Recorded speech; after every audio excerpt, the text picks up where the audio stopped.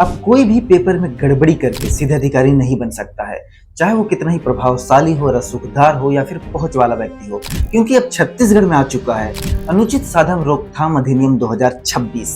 अब अगर किसी ने पेपर में थोड़ी सी भी धांधली की कोशिश भी की तो समझ लीजिए उसका बचना लगभग नामुमकिन है। छत्तीसगढ़ सरकार ने पेपर लीक जैसे अभिशाप से निपटने के लिए सख्त सुनियोजित और कड़े दंड वाला पूरा तंत्र तैयार कर लिया है।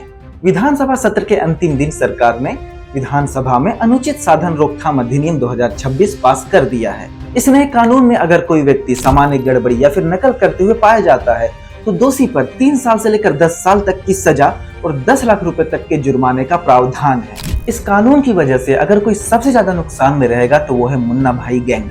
मुन्ना भाई गैंग जैसे नकल गिरोह अगर नकल करते हुए या पेपर लीक करते हुए पकड़े जाते हैं तो उन्हें 3 साल से लेकर 10 साल तक की सजा और 1 करोड़ रुपए तक के जुर्माने का प्रावधान भुगतना पड़ेगा।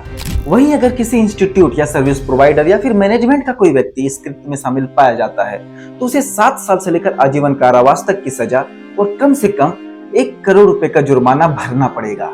इसके अतिरिक्त परीक्षा की लागत वसूलने, दोषियों की संपत्ति कुर्क करने का भी इसमें प्रावधान है। यह विधेयक पीएससी, निगम मंडल और व्यापम की परीक्षाओं पर लागू होगा। अब जानते हैं आखिर इस विधेयक को लाने की जरूरत क्यों महसूस की गई। छत्तीसगढ़ को बने 26 साल हो चुके हैं और इस 26 साल में छत्तीसगढ़ में कई बार ऐसे परीक्षाएं विवादों के घेरे में रही हैं।